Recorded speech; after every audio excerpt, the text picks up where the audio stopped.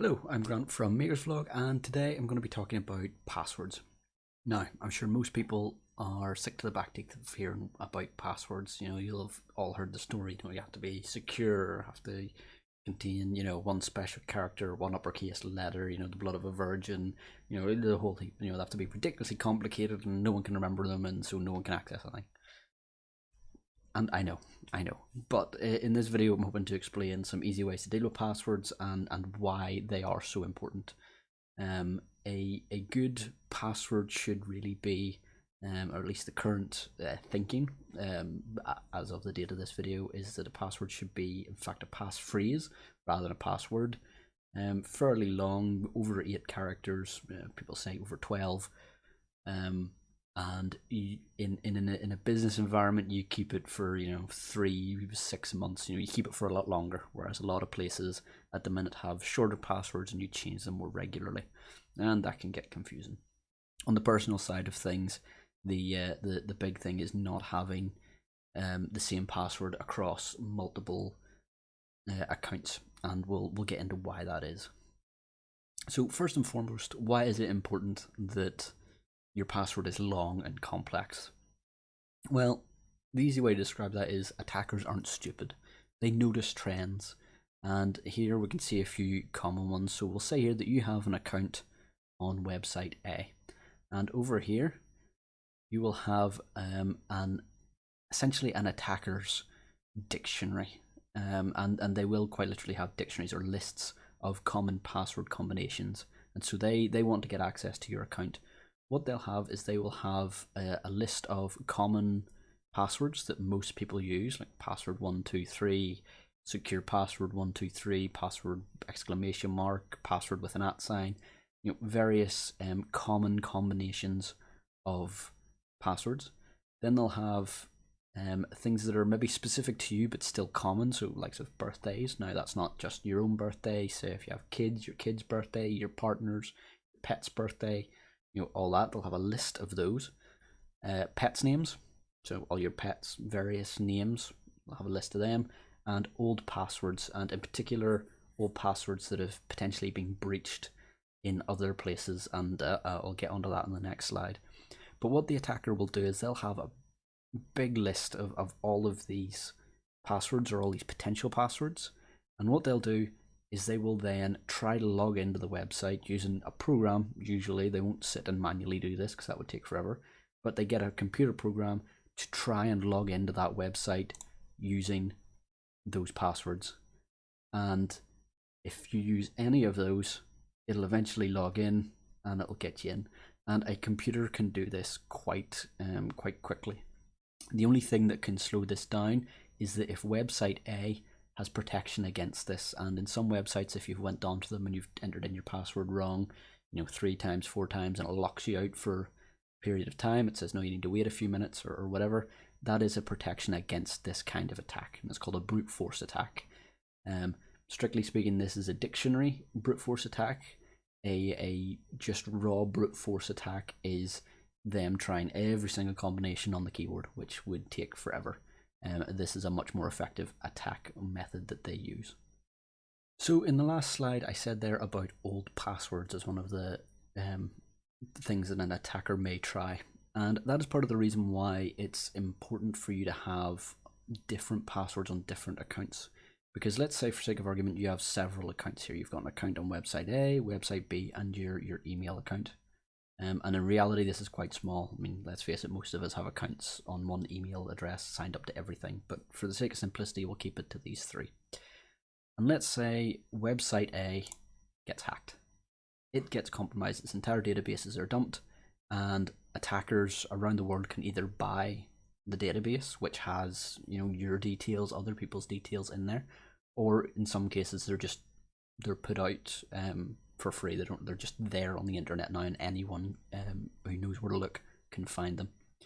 Well, if you use that same password against website B and on your email account, you use that same password across the board. Well, that means effectively, because this website has been breached, those accounts are effectively breached as well.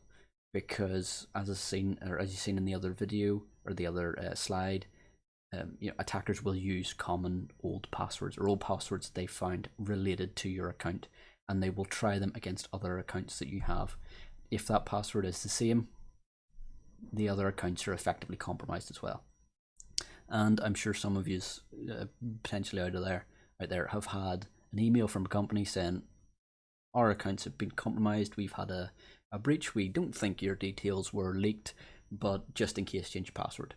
If your password is the same across the board, you're going to have to go through all of your accounts and change those passwords.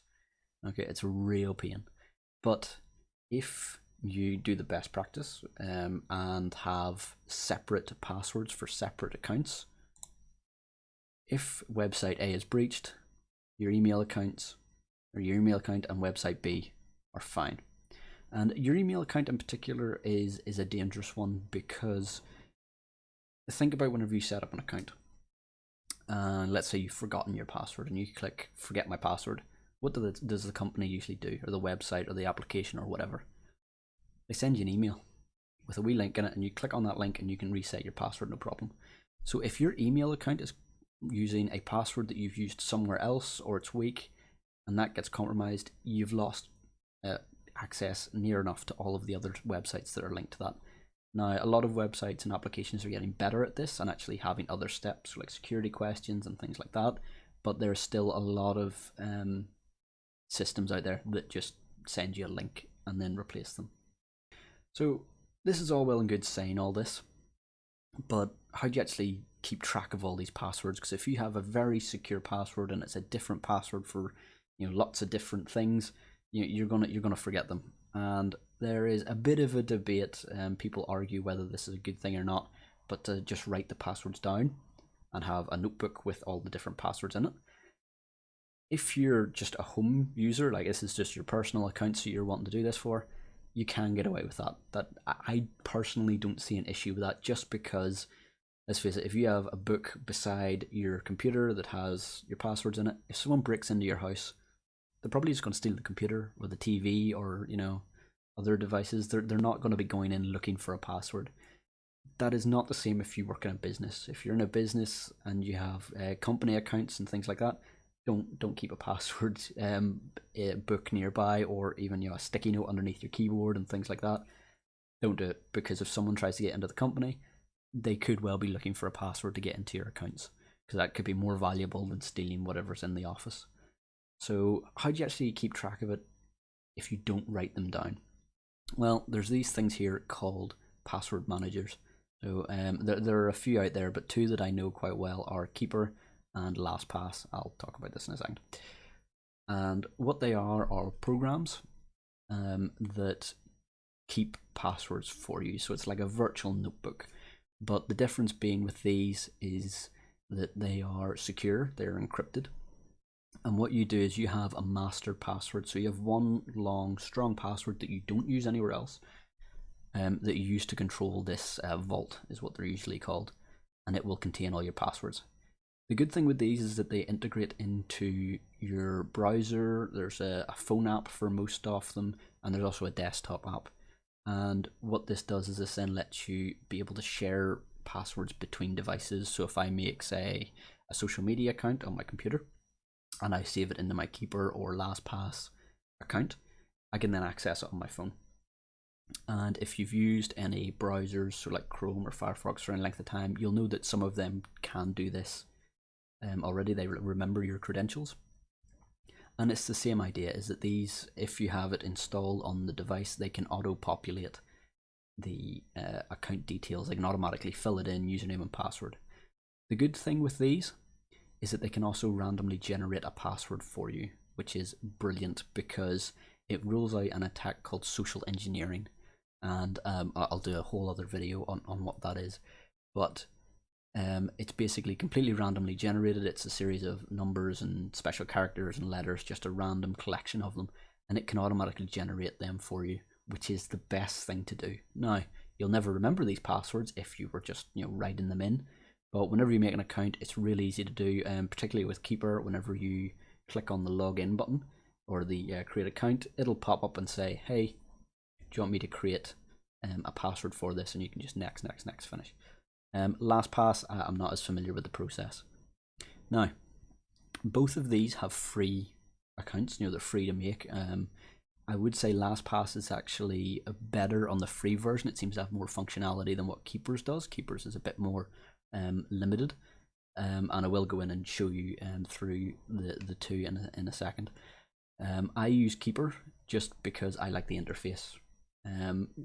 Price wise, they're only a couple of beer tokens a month. They're not expensive, but for the amount that you pay and the functionality you get, LastPass I would say is a bit better. You get a bit more functionality with it. You can do more things for you. It can help protect you in different ways. But I like the interface of Keeper. It's what I'm used to, and I don't like leaving my comfort zone. So I use Keeper.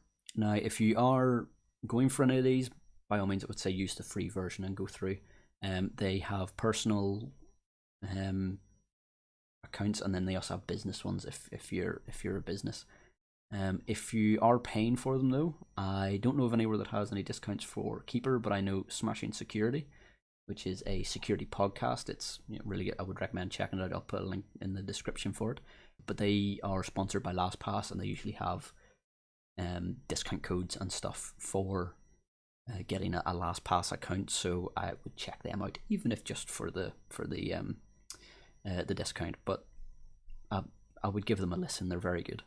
So the first thing I'm going to show you actually is Have I Been Pwned, and it's sounds like a dodgy website, but it's actually not. But what you do is you put in your email address in here, and what this will do is it scans lots of databases, so leaked databases that contain email accounts, passwords, any past breaches that it's aware of that might have your email address in it or password, and it checks them and it lets you know whether it's been breached. Now I will point out they can't do anything about it, so there's no point if you do this and you see that your email account has in fact had breaches on it. Contacting them won't help you. They can't do anything about it. All they do is look at various repositories. So what I'm going to do is I'm going to put in my email address that I use for the channel, the MakerVlog04 that you can use to contact me. And if I type that in